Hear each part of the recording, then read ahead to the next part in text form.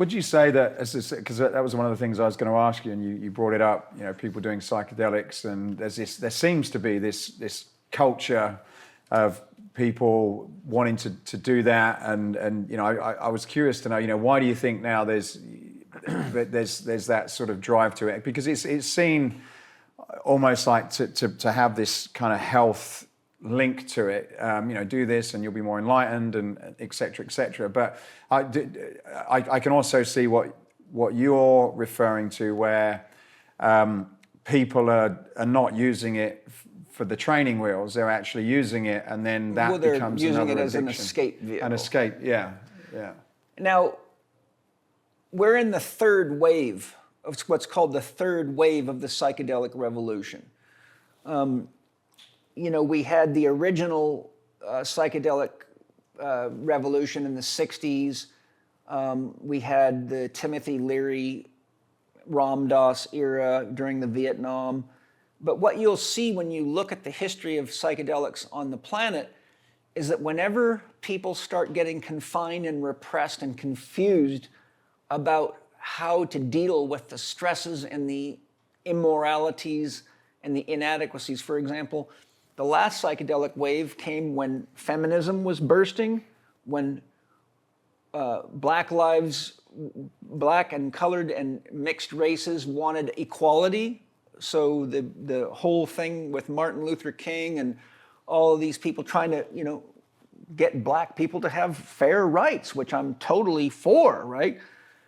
And then Vietnam was a shock because too many people knew that we didn't belong over there. That wasn't a real war. We were just raping another country, which every one of the wars we've been in is the same story. If you study all this stuff, you see this is all just manipulation of the public mind. But young people are sensitive to the truth. They're sensitive to immorality. They're sensitive to when they're being lied to and manipulated. They're sensitive to when they're losing their freedoms. They're sensitive to when they're being repressed.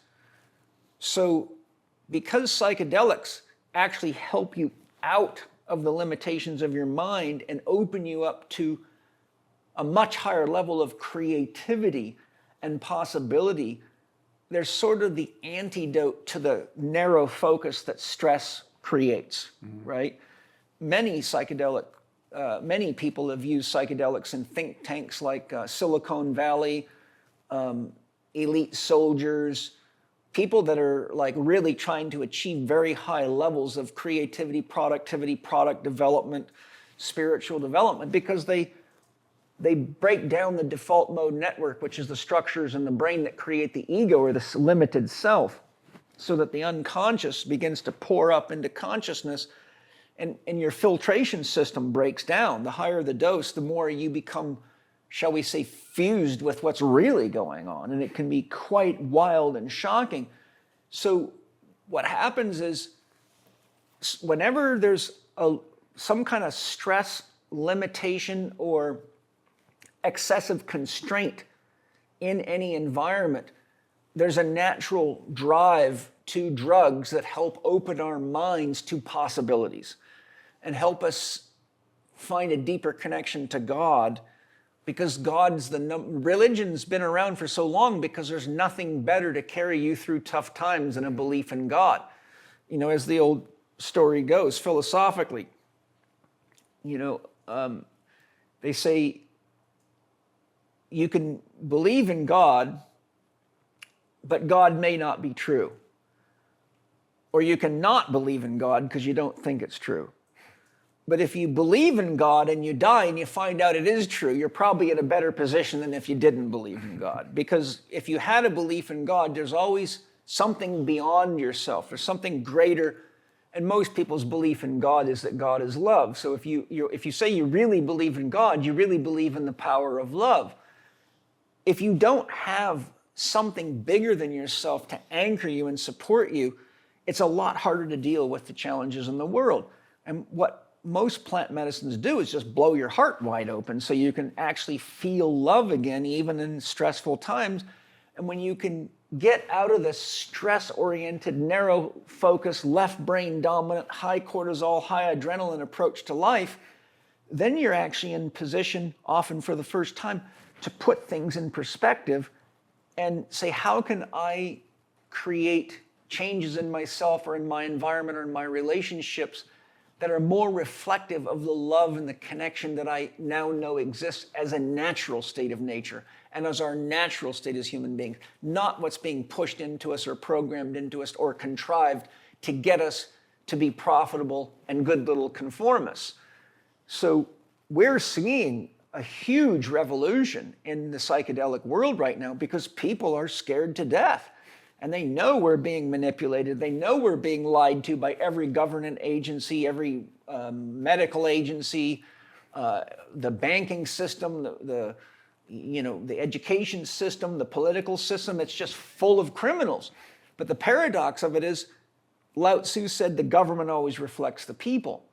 So what we're seeing now through social media and the events of the world is actually our own shadow being projected back at us. If you don't take responsibility for yourself and your own choices, somebody else will do it for you. And if it's profitable to control you, they're going to do it, right? There's an old saying, if you're not working for your own goals, rest assured you're working for your bosses. Well, if you're not working for your own goals and your own sovereignty and your own freedom, rest assured somebody else will take it from you and make you profitable to them, right? Forced vaccinations, that's not freedom, that's not sovereignty, that's not science, that's not medicine. That's straight up mind control, and it's exactly how Hitler ushered in the extermination of millions of Jews, right? So when people are facing this, at a conscious or unconscious level, they know they're facing a serious threat. And so what happens is, I think there's something inside of us. I've got books in my library, very comprehensive books, showing that every animal and insect ever studied knows what plant medicines get it high. Ants, bees, bears, they all know how to get high. And they all use it to keep them from being too stressed and to bring joy and connection into them. So this is not just a human phenomenon. This is a natural phenomenon. And isn't it interesting that Mother Nature left these mind-altering substances all over the place, specifically because the problem is, see, if your mind gets too rigid, it becomes a very limiting force. I mean, all you got to do is look. Dangerous as well. Very dangerous. People become scared and do irrational things, I suppose. See, the problem is belief systems stop people from asking questions. When you believe something, you think you know. If you think you know what God wants, then you are in a very dangerous position, because you can't know what God wants till you become God. And when you become God, there's no you to know anything about it. You understand? For me to become Matthew, I would have to get rid of Paul. So I would have no way to report the experience. So when you start telling people what they should do or what God wants, like Orthodox religion, now what you're doing is you're creating a belief system, and to the degree you believe it, you stop asking the most important question of your life. Is it really true? And how's it working for me? Well, all you got to do is study the history of religiously motivated war. Religion's the number one cause of war in the history of man, all because they believed that their God was bigger than the other person's God, their gods were. So all I'm saying is belief systems are extremely dangerous because they give people permission to stop thinking for themselves. Scientific materialism is a belief system, and it's dangerous. Any ism, Nazism, fascism, vegetarianism, these are all belief systems that externalize authority to some leader aside from yourself. So what you do is you keep yourself in the position of being a child while your chosen daddy figure just has their way with you, right? But with that on the we talked about psychedelics, the fact that it does open and there's a lot of positives and it is in nature. Mm-hmm. Which as you said at the beginning, it does become this place to escape, and then it becomes not healthy. How do you get that balance then from it becoming stabilize the wheels until you can figure it out yourself and see the aura around the trees. How do you get that kind of Well, balance? it's a great question. First of all, in my system, you have to have a dream for yourself. You have to have a dream goal or objective. Otherwise, you don't know why you're doing it. For example, if I said to you, Matthew, as a successful businessman, how much alcohol could you use on a regular basis before it actually began to deteriorate and erode your ability to run your business, maintain your dream of serving people that way, and meeting your goals? Would you be able to? Very little, very little. But you're aware of it. Oh, well, yeah, because I was going to ask about alcohol, but yeah, carry on. Very, very little before it starts to, probably zero, if I'm honest. Okay, because it's a very dangerous drug. It's far more dangerous than any psychedelic. And psychedelics are not addictive. Alcohol is highly addictive. So is white sugar. White sugar is as addictive as morphine and heroin. Most people don't know that.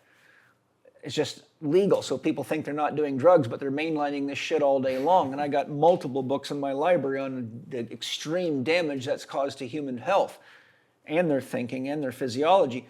But the point that I'm driving at is you just identified it. Now I'm going to ask you another question. If you were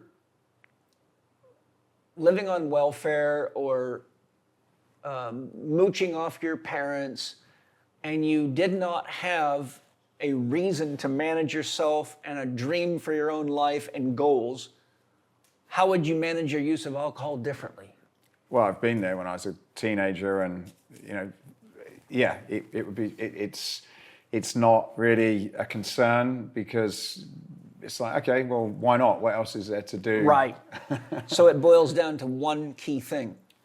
Purpose if you don't have a sense of meaning in your life, then you don't have a compass bearing to let you know when the psychedelics or anything else, from sex to drugs to alcohol to whatever it is, food, is pulling you off your compass bearing. Right. So to effectively use psychedelics, you have to have a clear sense of who am I, why am I doing this, what am I trying to achieve, what am I trying to heal, how will I know when I've healed or achieved the objective, so I know when enough is enough. And if you don't have the discipline to take what you learn from the medicines, see, the medicines will show you where you're out of balance, but they won't do the work to balance you.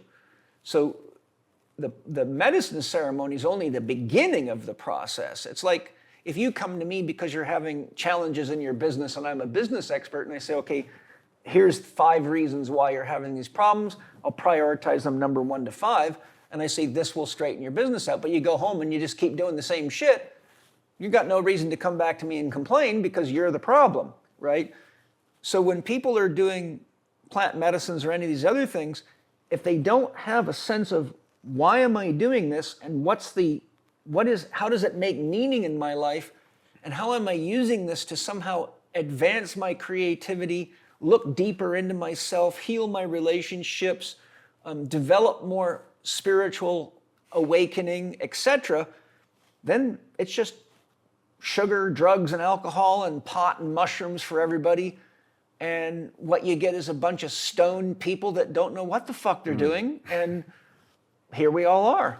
Is part of it, because what you're saying absolutely makes sense. There's a purpose, and I suppose there's a purpose for doing it. And also, if you have a purpose, that's what keeps you balanced. For me, even when I was younger, one of the things that kind of kept me on the rails was I was really into my weightlifting and bodybuilding. And so whatever happened, it was like somehow I've got to get to the gym. Yeah. And that was some kind of compass. It wasn't a lot, but it was a little bit that kind of kept me going. Well, it's also when you go to the gym, you have a measuring stick. Yeah. Right? That's right. You drink too much alcohol, your deadlift goes down.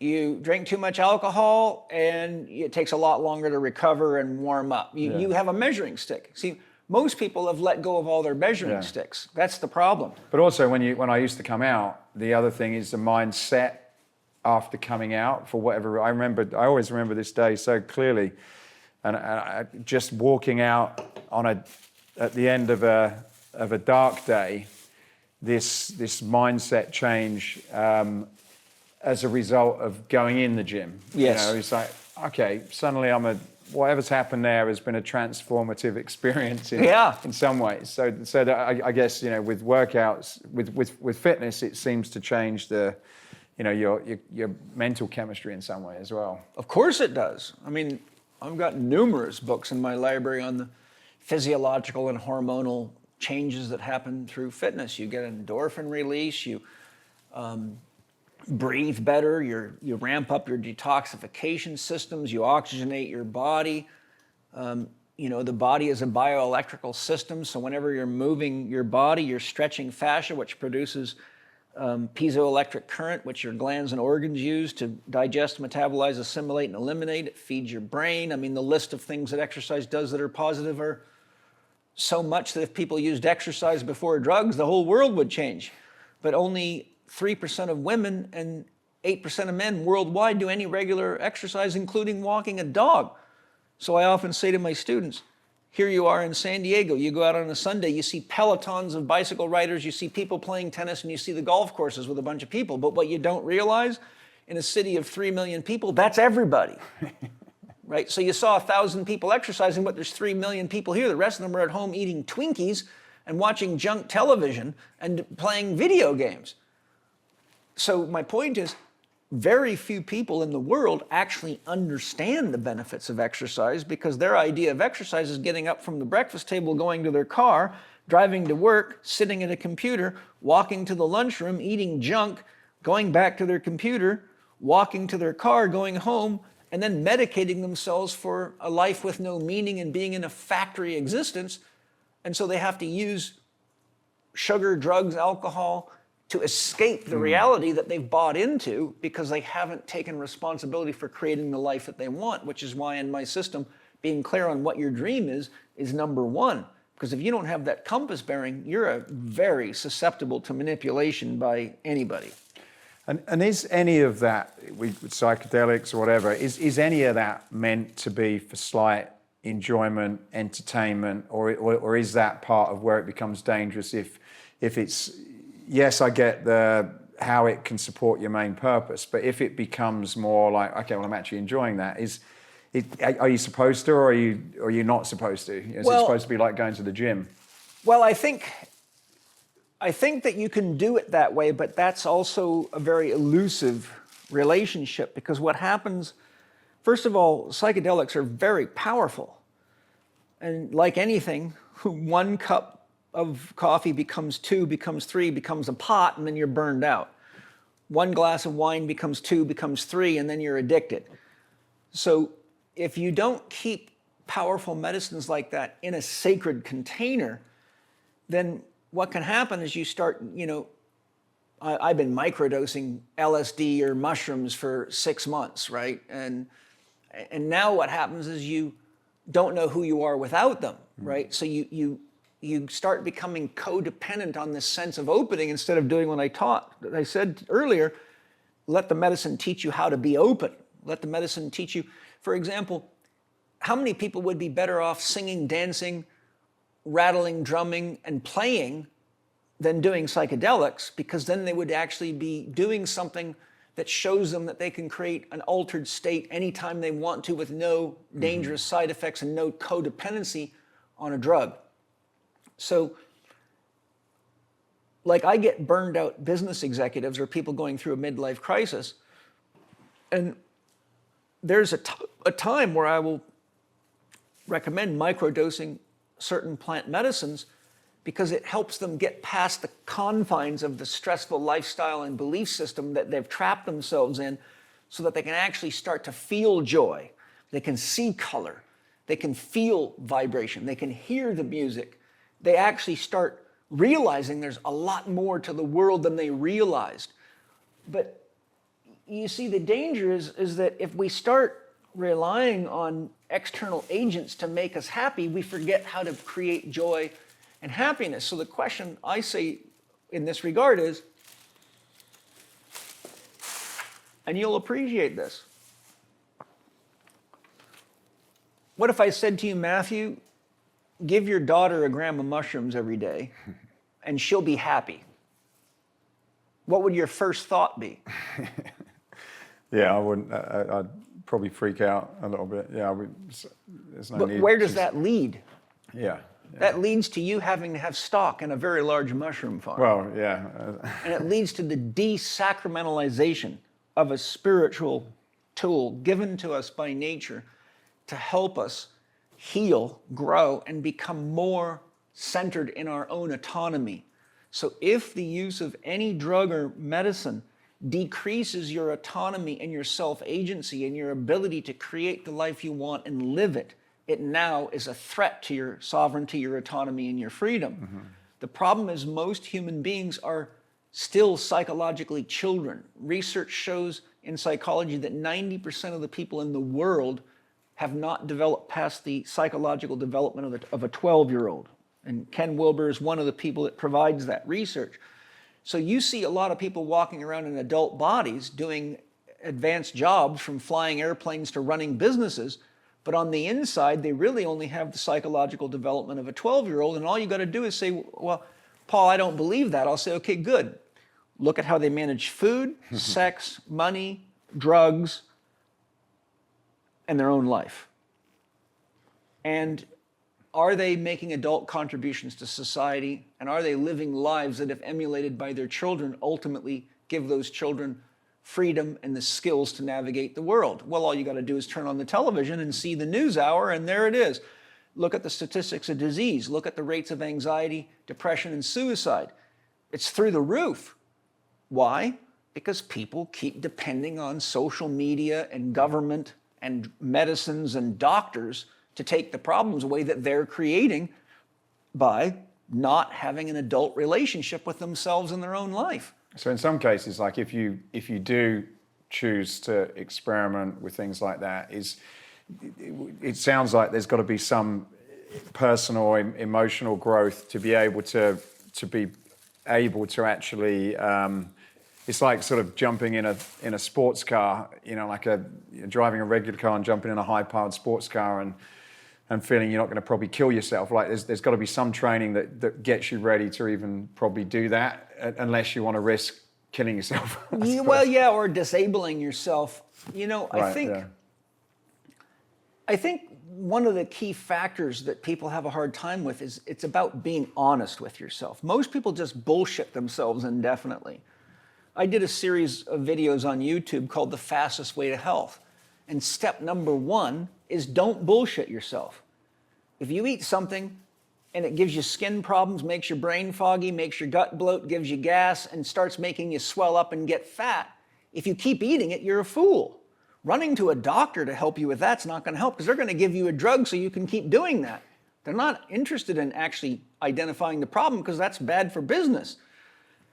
So you see, if we don't have a genuine interest in becoming an adult contributor to the world and growing ourselves, then ultimately what happens is what starts off as a stress reliever or something that's fun to do just becomes a habitual escape from the responsibility of learning how to create a life worth living. And, Socrates was the first one to say a long time ago, the unexamined life is not worth living. Because you just keep doing the same shit over and over again and blaming somebody else for the problem or expecting someone else to rescue you. And that leads nowhere. No.